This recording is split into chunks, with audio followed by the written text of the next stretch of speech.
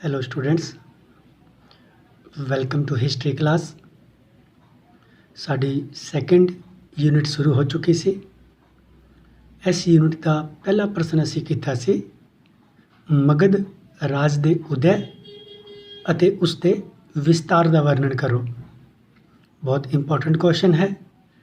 कल की class which असी देखा कि छठी सदी ईसा पूर्व दे विच 16 महाजनपदां विच मगध का महत्वपूर्ण स्थान सी। इस मगध ते बिंबिसार द्वारा किए गए शासन की चर्चा असी कल की क्लास विच कीती सी। अज ऐसे प्रश्न नूं जारी रखते हुए असी अजात शत्रु की जानकारी प्राप्त करांगे। शुरू करते हैं। अजात शत्रु बिंबिसार की मौत तो बाद उसका पुत्र अजात शत्रु 492 ईसा पूर्व दे विच मगध के सिंघासन ते बैठा। उसने 460 ईसा पूर्व तक राज किया। वो एक बहुत ताकतवर शासक सिद्ध होया। उसने अपने शासनकाल विच मगध राज नूं साम्राज विच बदल दिता।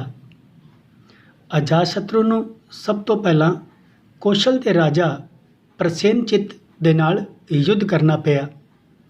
इस युद्ध का कारण काशी सी। ये प्रदेश प्रसेनचित ने अपनी बहन कौशल देवी नूं दहेज के रूप विच मगध के शासक बिंबिसार नूं दिता सी। असी कल भी इस गल की चर्चा की सी। बिंबिसार की मौत तो बाद कौशल देवी का भी जल्दी ही स्वर्गवास हो गया। प्रसेनचित उन्हां दोनों की मौत का जिम्मेवार अजात शत्रु नूं ही मनदा सी। इसलिए उसने काशी के प्रदेश नूं वापस लैण की घोषणा कर दी। क्योंकि मगध साम्राज नूं काशी तो सालाना 1 लाख रुपए की आमदन होंदी सी। इसलिए अजातशत्रु इस नूं सहन नहीं कर सकिया। उसने काशी ते अधिकार करने के उद्देश्य नाल कौशल राज ते हमला कर दिता। दोनों दे विच ये युद्ध बहुत लंबे समय तक चलता रहा। अंत विच दोनों शासकों दे विच संधि हो गई। इस संधि के अनुसार प्रसेनचित ने अपनी पुत्री वाजीरा का विआह भी अजातशत्रु नाल कर दिता अते उसनूं काशी का प्रदेश वापस लौटा दिता। अजातशत्रु नूं सब तो महत्वपूर्ण सफलता वैशाली दे लिच्छवियां नूं हराण विच मिली सी। इस समय लिच्छवी बहुत ताकतवर सन। इस युद्ध के लिए अजातशत्रु ने यह बहाना लाया कि लिच्छवियां ने अजातशत्रु के विरुद्ध कौशल राज की सहायता की सी। दोनों के विच यह युद्ध 16 साल तक चलता रहा। इस युद्ध नूं जितन के उद्देश्य नाल अजातशत्रु ने अपनी सेना नूं ज़्यादा ताकतवर बनाया अते गंगा ते सोन नदियां दे संगम ते पाटलिपुत्र नां दे एक नगर की स्थापना की। इस नगर नूं उसने किलेबंदी नाल मजबूत भी बनाया सी। इस तो अलावा उसके 2 मंत्री लिच्छवियां विच फुट पाउण विच भी सफल होए। इन्हां यत्नां दे सिट्टे वजों अंत विच अजातशत्रु लिच्छवियां नूं हराण दे विच सफल रहा। इस जित दे कारण ही जिथे मगध ते साम्राज विच बहुत विस्तार होया, उत्थे ही अजातशत्रु के मान सम्मान दे विच भी बहुत वाधा होया। ऐसी समय के दौरान अवंती के शासक चंड प्रद्योत महासेन ने मगध ते आक्रमण करने की योजना बनाई। वो बहुत शक्तिशाली शासक सी। इस आक्रमण का सामना करने के उद्देश्य नाल अजातशत्रु ने ਆਪਣੀ ਰਾਜਧਾਨੀ ਰਾਜਗ੍ਰਹਿ ਦੀ ਕਿਲ੍ਹੇਬੰਦੀ ਨੂੰ ਪਹਿਲਾਂ ਤੋਂ ਜ਼ਿਆਦਾ ਮਜ਼ਬੂਤ ਕਰ ਦਿੱਤਾ।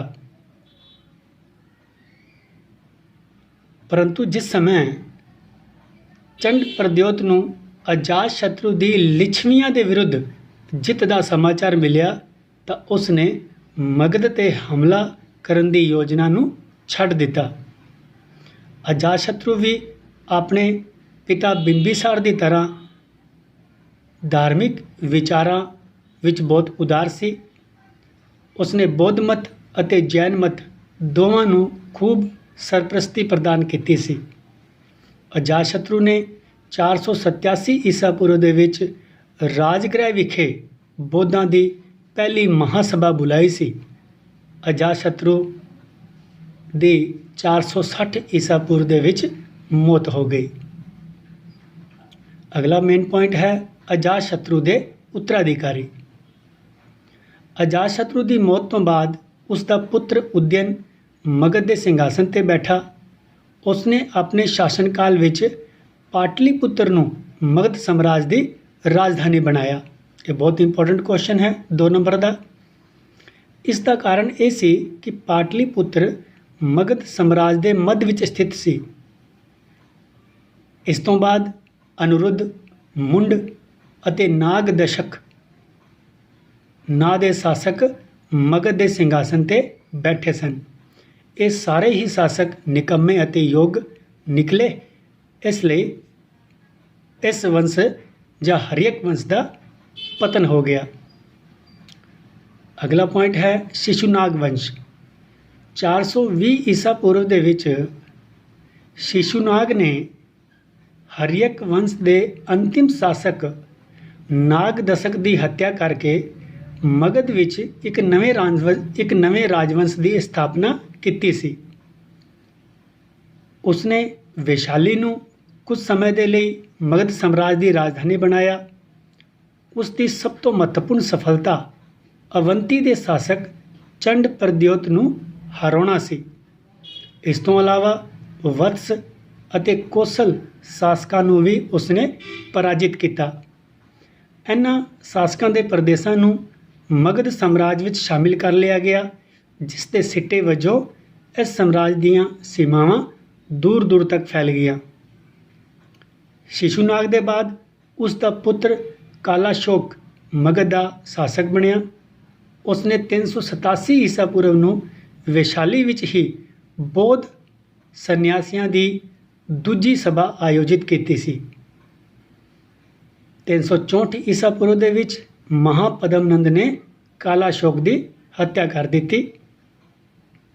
ਇਸ ਦੇ ਨਾਲ ਹੀ ਸ਼ਿਸ਼ੂਨਾਗ ਵੰਸ਼ ਵੀ ਸਮਾਪਤ ਹੋ ਗਿਆ। ਅਗਲਾ ਮੇਨ ਪੁਆਇੰਟ ਹੈ ਨੰਦ ਵੰਸ਼।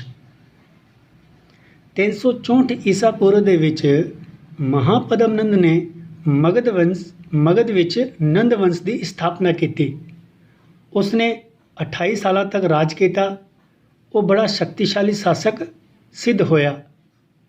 ਉਸ ਦੀ ਸੈਨਿਕ ਸ਼ਕਤੀ ਬਹੁਤ ਵਿਸ਼ਾਲ ਅਤੇ ਮਜ਼ਬੂਤ ਸੀ। ਇਸੇ ਕਾਰਨ ਉਸ ਨੂੰ ਉਗਰਸੈਨ ਵੀ ਕਿਹਾ ਜਾਂਦਾ ਹੈ। ਉਸਨੇ ਆਪਣੇ ਸ਼ਾਸਨਕਾਲ ਦੇ ਦੌਰਾਨ ਇਕਸ਼ਵਾਕੂ, ਪੰਚਾਲ, ਕੁਰੂ, ਸੂਰਸੇਨ, ਮਿਥਿਲਾ ਅਤੇ ਕਲਿੰਗ ਆਦਿ ਸ਼ਾਸਕਾਂ ਨੂੰ ਪਰਾਜਿਤ ਕਰਕੇ ਮਗਧ ਸਾਮਰਾਜ ਦੀ ਸੀਮਾਵਾਂ ਵਿੱਚ ਬਹੁਤ ਵਿਸਤਾਰ ਕੀਤਾ ਸੀ। ਸਿੱਟੇ ਵਜੋਂ ਉਸ ਨੂੰ ਉੱਤਰੀ ਭਾਰਤ ਦਾ ਪਹਿਲਾ ਮਹਾਨ ਸਮਰਾਟ ਕਿਹਾ ਜਾਂਦਾ ਹੈ। ਮਹਾਪਦਮਨੰਦ ਦੀ ਮੌਤ ਤੋਂ ਬਾਅਦ ਉਸ ਦੇ 8 ਪੁੱਤਰ ਮਗਧ ਦੇ ਸਿੰਘਾਸਨ 'ਤੇ ਬੈਠੇ ਅਤੇ ਉਹਨਾਂ ਨੇ ਕੁੱਲ 22 ਸਾਲਾਂ ਤੱਕ ਰਾਜ ਕੀਤਾ। ਨੰਦ ਵੰਸ਼ ਦਾ ਅੰਤਿਮ ਸ਼ਾਸਕ ਧਨਾਨੰਦ ਸੀ। ਉਹਦੇ ਕੋਲ ਬਹੁਤ ਧਨ ਸੀ, ਜਿਸ ਦੇ ਕਾਰਨ ਉਸ ਨੂੰ ਧਨਾਨੰਦ ਕਿਹਾ ਜਾਂਦਾ ਸੀ। ਉਸ ਦੀ ਸੈਨਾ ਵੀ ਬਹੁਤ ਵਿਸ਼ਾਲ ਸੀ। ਉਸ ਦੀ ਸੈਨਾ ਵਿੱਚ 2 ਲੱਖ ਪੈਦਲ ਸੈਨਿਕ, 60,000 ਘੋੜਸਵਾਰ ਅਤੇ 6,000 ਹਾਥੀ ਸਨ। ਧਨਾਨੰਦ ਬਹੁਤ ਲੋਭੀ ਸੀ, ਲਾਲਚੀ ਸੀ। ਉਸਨੇ ਆਪਣੇ ਪ੍ਰਜਾ ਤੋਂ ਗੈਰ ਕਾਨੂੰਨੀ ਢੰਗਾਂ ਨਾਲ ਧਨ ਇਕੱਠਾ ਕਰਨ ਦੇ ਵਿੱਚ ਕੋਈ ਕਸਰ ਬਾਕੀ ਨਾ ਛੱਡੀ ਸੀ। ਸਿੱਟੇ ਵਜੋਂ ਉਹ ਆਪਣੀ ਪ੍ਰਜਾ ਵਿੱਚ ਬਹੁਤ ਬਦਨਾਮ ਹੋ ਗਿਆ। ਇਸ ਸਥਿਤੀ ਦਾ ਲਾਭ ਉਠਾਉਂਦੇ ਹੋਏ 321 ਈਸਾ ਪੂਰਵ ਦੇ ਵਿੱਚ ਚੰਦਰਗੁਪਤ ਮੌर्य ਨੇ ਮਗਧ ਤੇ ਹਮਲਾ ਕਰਕੇ ਉਸ ਤੇ ਅਧਿਕਾਰ ਕਰ ਲਿਆ। ਇਸ ਤਰ੍ਹਾਂ ਨੰਦ ਵੰਸ਼ ਦਾ ਵੀ ਮਗਧ ਵਿੱਚੋਂ ਅੰਤ ਹੋ ਗਿਆ। ਸਟੂਡੈਂਟਸ, ਅੱਜ ਦੀ ਕਲਾਸ ਵਿੱਚ ਇੰਨਾ ਹੀ। ਨੋਟਸ ਤੁਸੀਂ ਬਣਾਉਂਦੇ ਰਹੋ ਕਿਉਂਕਿ ਇਹ ਕੁਐਸਚਨ ਬਹੁਤ ਇੰਪੋਰਟੈਂਟ ਹੈ। ਅਗਲੀ ਕਲਾਸ ਦੇ ਵਿੱਚ ਅਸੀਂ ਮਗਧ ਸਾਮਰਾਜ ਦੇ ਵਿਸਤਾਰ ਦੇ ਕਾਰਨਾਂ ਦੀ ਚਰਚਾ ਕਰਾਂਗੇ ਅਤੇ ਇਸ ਕੁਐਸਚਨ ਨੂੰ ਅਗਲੀ ਕਲਾਸ ਵਿੱਚ ਪੂਰਾ ਵੀ ਕਰ ਦਿਆਂਗੇ। ਅੱਜ ਦੇ ਲਈ ਇੰਨਾ ਹੀ। ਬਹੁਤ ਬਹੁਤ ਧੰਨਵਾਦ।